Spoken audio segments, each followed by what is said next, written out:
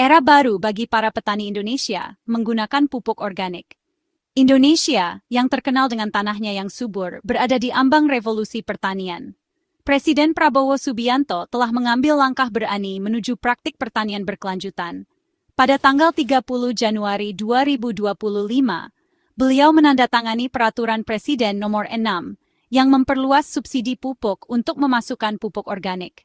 Kebijakan ini mendorong praktik ramah lingkungan, meningkatkan pendapatan petani, dan memastikan ketahanan pangan. Selama beberapa dekade, para petani mengandalkan pupuk kimia untuk meningkatkan hasil panen. Input ini memiliki konsekuensi jangka panjang bagi kesehatan tanah, sumber daya air, dan kesehatan manusia. Kebijakan baru ini mendorong adopsi pupuk organik. Pergeseran ini sejalan dengan tren global menuju pertanian berkelanjutan. Dimasukkannya pupuk organik dalam program subsidi menunjukkan komitmen pemerintah terhadap petani dan konsumen. Dengan mengurangi ketergantungan pada input kimia, kebijakan ini mendorong tanah yang lebih sehat dan mengurangi pencemaran air. Meningkatnya permintaan pupuk organik akan menciptakan peluang baru bagi bisnis lokal. Kebijakan ini merupakan investasi strategis untuk masa depan pertanian Indonesia. Dengan memberdayakan petani untuk menerapkan praktik berkelanjutan, pemerintah meletakkan fondasi untuk sektor pertanian yang lebih tangguh. Keberhasilan inisiatif ini bergantung pada implementasi yang efektif dan dukungan berkelanjutan dari pemerintah. Peraturan Presiden Nomor 6 Tahun 2025 merupakan momen penting dalam perjalanan Indonesia menuju pertanian berkelanjutan. Undang-undang yang inovatif ini, yang ditandatangani oleh Presiden Prabowo Subianto, bertujuan untuk mengubah skop pertanian negara dengan mengoptimalkan pengadaan dan distribusi pupuk bersubsidi. Peraturan ini bukan hanya tentang memberikan bantuan keuangan, ini tentang memberdayakan petani dengan alat dan sumber daya yang mereka butuhkan untuk berkembang di abad ke-21. Inti dari peraturan ini terletak pada pemahaman yang mendalam tentang tantangan yang dihadapi oleh para petani Indonesia. Meningkatnya biaya input pertanian, ditambah dengan pola cuaca yang tidak dapat diprediksi dan harga pasar yang berfluktuasi, telah membuat para petani semakin sulit untuk mendapatkan penghidupan yang layak. Pemerintah mengakui bahwa mengatasi tantangan ini memerlukan pendekatan komprehensif yang melampaui sekadar meningkatkan hasil panen. Ini menuntut pergeseran menuju praktik berkelanjutan yang melindungi lingkungan, meningkatkan ketahanan pangan, dan meningkatkan kehidupan mereka yang bekerja tanpa lelah untuk memberi makan bangsa. Peraturan ini merupakan indikasi yang jelas bahwa pemerintah mendengarkan keprihatinan para petani dan berkomitmen untuk menemukan solusi yang efektif dan adil. Dengan merampingkan proses distribusi dan memperluas jangkauan pupuk bersubsidi, pemerintah bertujuan untuk memastikan bahwa setiap petani, terlepas dari lokasi atau ukuran lahan mereka, memiliki akses ke input penting yang mereka butuhkan untuk berhasil. Komitmen terhadap inklusivitas ini sangat penting di negara yang beragam secara geografis seperti Indonesia, di mana para petani menghadapi tantangan unik tergantung pada wilayah mereka dan tanaman yang mereka tanam. Tujuan akhir dari peraturan ini bukan hanya untuk meningkatkan hasil pertanian, tetapi untuk menciptakan sektor pertanian yang lebih tangguh dan berkelanjutan yang dapat menahan tantangan abad ke-21. Dengan berinvestasi pada kesejahteraan petani Indonesia, pemerintah berinvestasi pada masa depan bangsa. Menyadari beragamnya kebutuhan petani Indonesia, Peraturan Presiden Nomor 6 Tahun 2025 memperluas cakupan subsidi pupuk untuk mencakup 5 jenis utama: urea, NPK, SP36, ZA, dan, yang paling penting, pupuk organik. Perluasan ini menandakan langkah tegas menuju praktik pertanian yang ramah lingkungan. Setiap jenis pupuk memainkan peran khusus dalam meningkatkan kesuburan tanah dan meningkatkan hasil panen. Urea, pupuk kaya nitrogen, mendorong pertumbuhan vegetatif yang kuat. Sedangkan NPK, campuran seimbang nitrogen, fosfor, dan kalium, mendukung kesehatan tanaman secara keseluruhan dan perkembangan buah. SP36, kaya akan fosfor, memperkuat sistem akar dan meningkatkan pembungaan.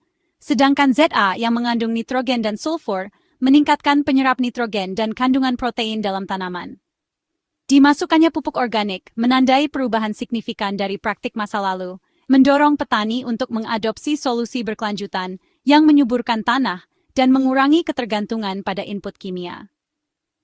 Pendekatan komprehensif ini memastikan bahwa petani memiliki akses ke beragam pupuk, memungkinkan mereka untuk memilih opsi yang paling sesuai berdasarkan kondisi tanah dan kebutuhan tanaman mereka. Dengan memberikan subsidi untuk pupuk kimia dan organik, pemerintah bertujuan untuk menyeimbangkan antara memaksimalkan hasil dan mempromosikan praktik berkelanjutan lingkungan. Pendekatan yang seimbang ini sangat penting dalam memastikan kesehatan jangka panjang pertanian Indonesia. Perluasan jenis pupuk bersubsidi tidak hanya menguntungkan petani, tetapi juga mendorong pertumbuhan industri pupuk dalam negeri. Meningkatnya permintaan pupuk organik, khususnya, diharapkan dapat menciptakan peluang baru bagi bisnis lokal yang terlibat dalam produksi dan distribusi alternatif ramah lingkungan ini. Ini pada gilirannya berkontribusi pada pertumbuhan ekonomi dan penciptaan lapangan kerja di sektor pertanian. Menjangkau setiap sudut, mengidentifikasi penerima manfaat. Peraturan Presiden Nomor 6 Tahun 2025 memprioritaskan inklusivitas, memastikan bahwa manfaat pupuk bersubsidi menjangkau mereka yang paling membutuhkan. Peraturan tersebut dengan jelas mengidentifikasi target penerima manfaat, yang mencakup berbagai macam pelaku pertanian di seluruh Nusantara. Penerima manfaat ini termasuk petani yang tergabung dalam kelompok tani yang diakui secara resmi, atau kelompok tani, pembudidaya ikan yang tergabung dalam kelompok budidaya ikan, dan individu atau masyarakat yang terlibat dalam praktik pengelolaan hutan lestari dalam lembaga masyarakat desa hutan, atau entitas serupa yang memenuhi kriteria tertentu. Dengan berfokus pada kelompok-kelompok ini, pemerintah bertujuan untuk merampingkan proses distribusi dan memastikan bahwa subsidi menjangkau mereka yang secara aktif terlibat dalam produksi pertanian. Pendekatan yang ditargetkan ini membantu mencegah kebocoran dan memastikan bahwa manfaat program dirasakan oleh mereka yang berkontribusi langsung terhadap ketahanan pangan Indonesia. Dimasukkannya pembudidaya ikan di samping petani mencerminkan pengakuan pemerintah atas pentingnya budidaya perikanan dalam memenuhi permintaan protein negara yang terus meningkat. Lebih lanjut, penekanan pada kelompok tani dan koperasi mendorong kolaborasi dan berbagi pengetahuan di antara para petani.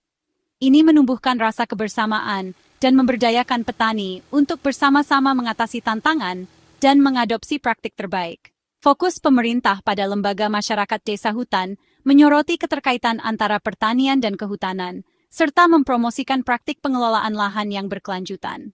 Dengan mendefinisikan dengan jelas penerima manfaat dan membangun sistem distribusi yang transparan, pemerintah bertujuan untuk menciptakan lapangan permainan yang setara, di mana semua petani, terlepas dari skala operasi atau lokasi geografis mereka, memiliki kesempatan yang sama untuk mendapatkan manfaat dari program tersebut.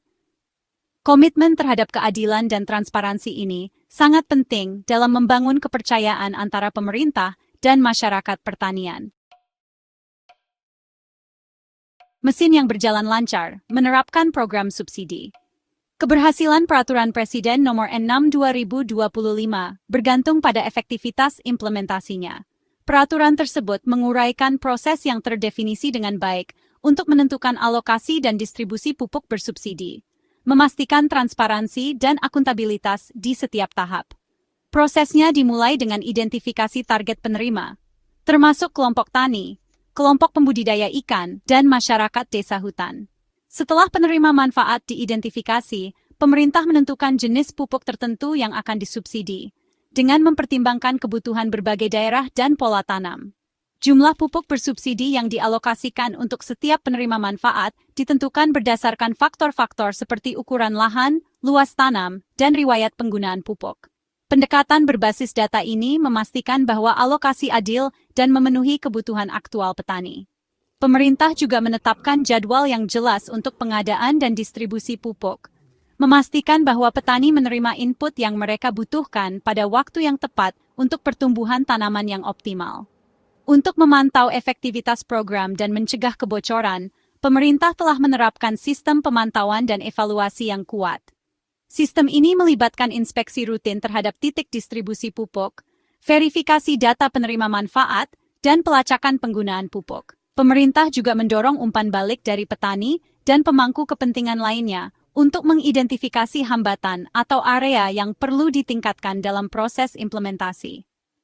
Dengan membangun sistem yang transparan dan akuntabel untuk menerapkan program subsidi, pemerintah bertujuan untuk memastikan bahwa manfaatnya menjangkau penerima manfaat yang dituju, dan bahwa program tersebut mencapai tujuannya untuk meningkatkan produktivitas pertanian dan mempromosikan praktik pertanian berkelanjutan.